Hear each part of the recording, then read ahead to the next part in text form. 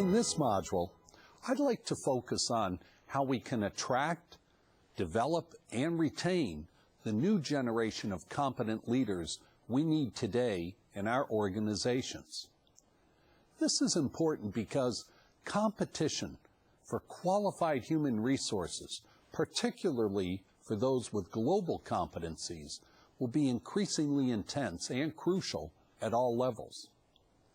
A new generation leader must be able to continuously attract the best talent available to his team and organization to be truly effective and successful. Over the past 20 years, I have interviewed and hired hundreds of job candidates, and I participated in the hiring selection of hundreds of others as a consultant and independent member of personnel boards for various clients. What I want to share with you on this subject of attracting, developing, and retaining outstanding employees has nothing to do with the legalities of the human resource profession. Without exception, anytime I have been involved in hiring someone or interviewing someone for a job, I made sure that a human resource professional was part of that process because, frankly, that is their area of expertise. But it is not mine. As a senior executive, my job is to review candidates for their potential and make a decision as to whether or not that person will be a good fit with our company culture and be able to succeed long-term in our organization. And I think there are many of you listening to this program who face the same challenge. So let's examine this dynamic triad of attracting, developing, and retaining new talent in your organization from a slightly different perspective. One of the tools we developed at the Customer Relations Institute in San Diego, California, is the diagram you now see on the screen, which we refer to as the life balance system. As you can see, it consists of 4 equal parts: family, work, health, and spiritual. The challenge every organization faces in terms of developing and retaining employees is to ensure that you meet the needs of these 4 crucial components of every employee's life. Now, I realize that some of you might be asking the question, how does a company develop the family, health, and spiritual dimensions of its employees? After all, they just work here. They don't live here.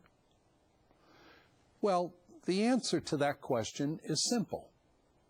Best-in-class companies and organizations foster a workplace culture and environment that encourages and, if necessary, helps its employees to create a life balance system. If it is all work and no fun, employees will burn out and eventually get sick. If their personal life or family life is troubled, that employee will be less productive. If their spiritual needs are not being met, they are prone to develop bad habits or addictions. So in many ways, your organization needs to be concerned with the life balance of its employees without intruding into their personal affairs. One of the most interesting reports that I scrutinize every year is Fortune magazine's story on the 100 best companies to work for. While this particular report focuses on American companies, I think it would be interesting to compare the best practices of companies in your country with the best practices of American companies on the most recent list. What are the top companies doing to attract, develop, and retain a new generation of leaders? In reviewing the Fortune magazine list, I think that there are 3 things most of these companies are doing that we should emulate. Number one, these top companies have created a culture of excellence. Number two, these top companies embrace progressive workplace policies and innovative practices to attract and retain their human talent. And number three, these top companies have created an equity opportunity for most of their employees. In other words, when employees become shareholders or owners, their commitment to success dramatically increases. Let's examine these three best practices in terms of creating a culture of excellence. Nearly half of the companies on the Fortune 100 list are not-for-profit enterprises or privately held businesses. I mention this because many of you listening to this program probably work for a university, government agency, or other not-for-profit organization. And there is a growing percentage of new generation leaders who do not want to work for the traditional for-profit company. Instead, they seek a higher purpose. They want to be part of an organization that has a noble purpose and serves a greater cause than simply increasing shareholder value. So creating a culture of excellence is not restricted to for-profit organizations. It is something that every organization can achieve. But it does require progressive leadership that provides a clear vision and mission for the organization, as well as the opportunity for all employees to participate in the success of the organization. And creating a culture of excellence requires the organization, as I have noted in other ITC programs, to develop a strategic plan, establish metrics, and hold people accountable for their performance and results. But it is interesting to note, as Fortune magazine points out, that it isn't the nature of the business that makes a company purpose-driven. It's the management. Jeff Colvin, who authored the lead article in the January 2006 article for Fortune magazine on the 100 best companies to work for, describes how Coca-Cola's former CEO, Roberto Guazzetta, used to say, "Coca-Cola is a religion." He often talked about Coca-Cola's charitable works and the millions of small merchants who made a living because they sold Coca-Cola products. That's why his successor called Coca-Cola the most noble business on earth. The point here, according to Mr. Colvin, is that if Coca-Cola can have a noble purpose, so can any enterprise, whether it's a for-profit or not-for-profit organization. The second thing enterprises are doing to attract, develop, and retain this new generation of employees is to embrace progressive workplace policies and innovative practices. Again, citing the Fortune magazine story on the 100 best companies to work for, it was noted that both for-profit and not-for-profit organizations are doing things to appeal to the new generation of employees. For example, more companies offer compressed work weeks, such as 4 10-hour days with Mondays or Fridays off. More companies are offering personal concierge services, take-home meals, and free or subsidized lunches.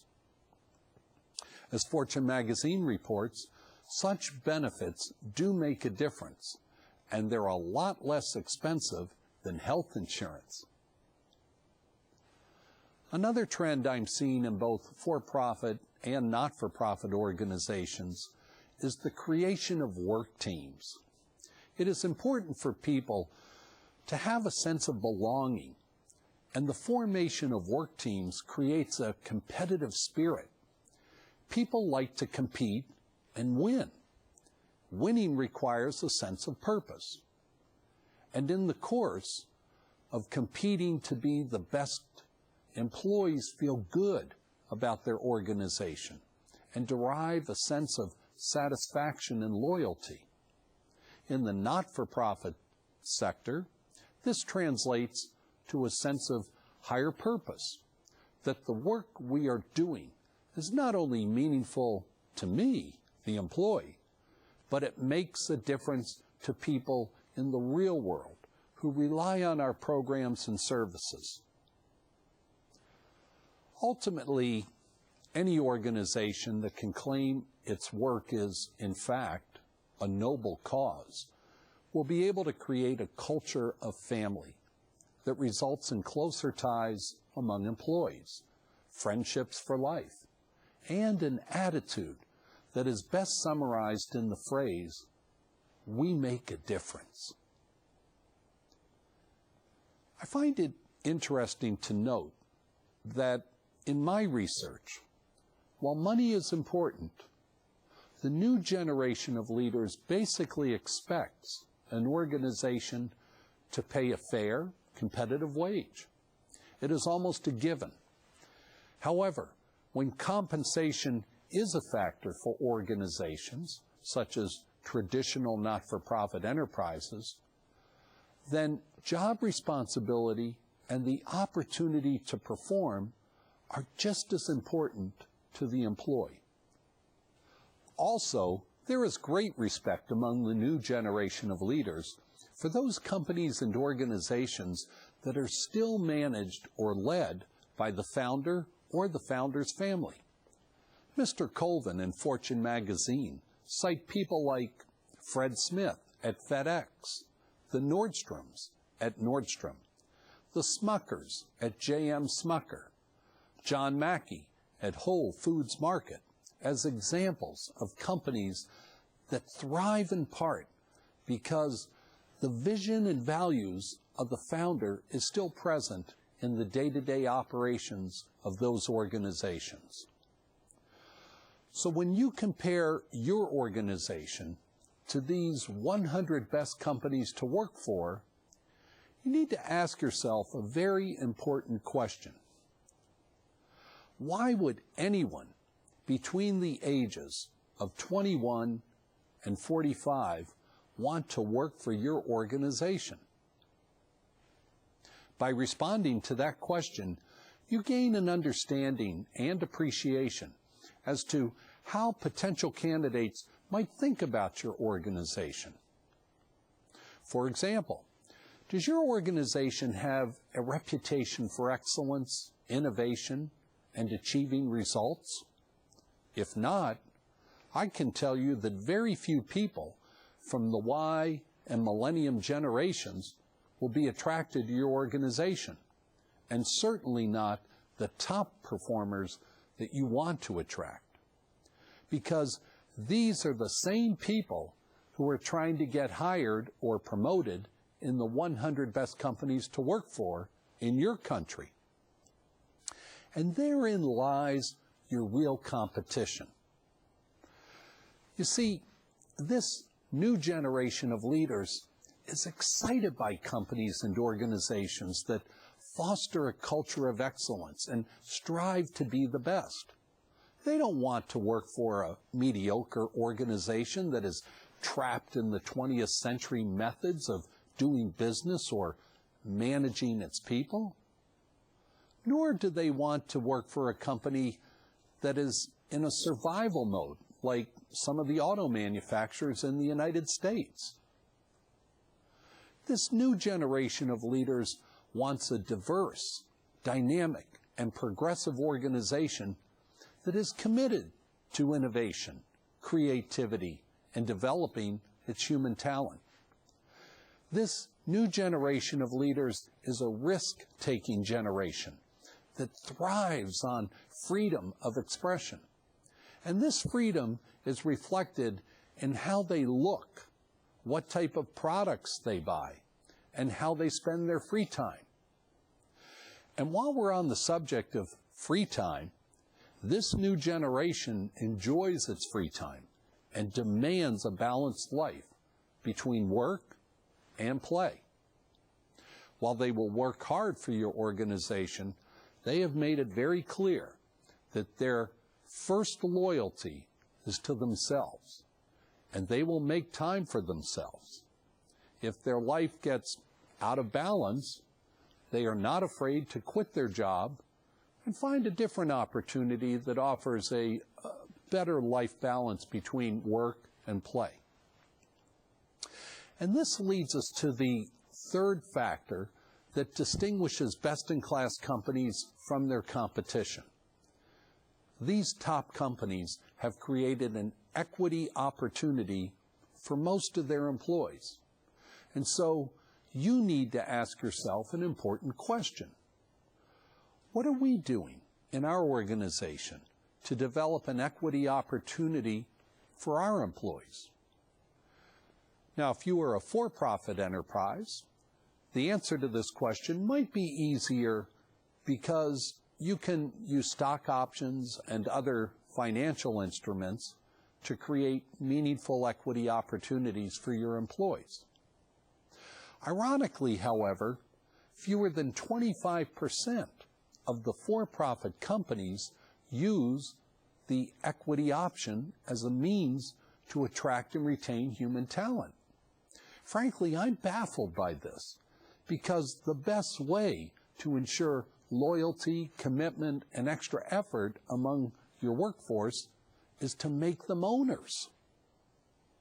On the other hand, not-for-profit organizations must rely on other means to attract and retain its employees because equity options are not possible.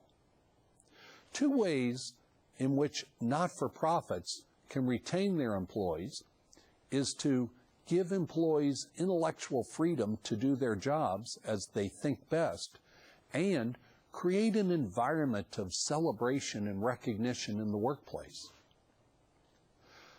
I have seen many not-for-profit organizations, including government agencies, hospitals, educational institutions, utilities, credit unions, and trade associations, do a masterful job of utilizing work teams and rewarding those high-performing work teams with a variety of thoughtful gifts that do not cost much but are genuinely appreciated. For example, most best-in-class organizations celebrate the anniversaries and birthdays of their employees. I've also seen management host office events such as pizza parties, car washes, and bowling parties for their employees and work teams. Recognizing your employees for a job well done is the easiest thing in the world to do. But it takes a conscientious and considerate management to make sure his or her people are appreciated on a regular basis. And this is why the 100 best companies to work for are always telling their employees, "You're doing a great job. Keep up the good work." It costs nothing, and it is appreciated by the employees. Recognition is also a great stress-reducing tactic. As author and speaker Ken Blanchard is fond of saying, catch your people doing something right. And when you do catch your people doing the right thing, celebrate by giving them bagels or donuts or Starbucks coffee certificates. Treat them to a car wash or take them to a movie or bowling on a slow day. The cost is insignificant. So if you are the kind of organization that has a culture of excellence and thrives on the energy of your workforce, I encourage you to brand it by creating a marketing campaign that tells prospective employees that you are a wonderful place to work and develop professionally. Finally, once you attract good talent to your organization, it's important to nurture and develop your employees. This is why I am such a strong advocate of mentoring programs, continuing education, skills training, and professional certifications. There have been many studies on what it costs to hire a new employee or replace an employee who quits and goes to work for the competition. But one of the studies we performed for a major client on this subject also validated another important fact. It costs less to educate, train, and develop a current employee than it does to lose that employee to a competitor and hope to find someone else who possesses equal or greater talent. And then, of course, you must train and develop the new employee anyway. So why go through all that aggravation? It makes no sense. In closing, let me offer two thoughts on this new generation of leaders. First, it is refreshing to know that this new generation of leaders embraces a global perspective, which I believe is a direct result of their extensive travels and exposure to other cultures. The Y and Millennium generations are globetrotters. They have traveled the world, so their eyes are open to the challenges of the world, and they are thinking in terms of solving global problems. Secondly, this new generation of leaders understands that the nations of the world are interconnected and interdependent. There is a much greater sensitivity to global issues and cultural differences among this generation of leaders. And this is both positive and hopeful. As you hire more employees from the Y and Millennium generations, you will see a positive shift in your company culture, a shift that reflects those attributes and qualities I've described earlier. I encourage your organization to study the best practices of the 100 best companies to work for. It doesn't matter if they are manufacturing companies, biomedical, or service organizations. What matters is that they are doing the right things to attract, develop, and retain new employees. I also encourage you to begin a full-scale review of your current recruitment tactics and advertisements, as well as employment policies, hiring practices, work rules, and continuing education programs to ensure these policies and practices are reflective of the wants and needs of this new generation. Also, recognize that diversity is a positive factor for every organization. If you serve the world, be sure your organization resembles the world in terms of gender balance, color, and ethnicity. And as your organization becomes more global in its appearance, I think you'll be pleasantly surprised to discover that your business opportunities and customer base will become more global as well. And finally, I would encourage your organization to consider offering language courses for all employees who are interested, because English, Spanish, and Chinese will be the dominant languages of the 21st century. Your customers of tomorrow will most likely speak one of these three languages. So seize the opportunity to teach your employees how to speak in the native tongue of your future customers. Thank you.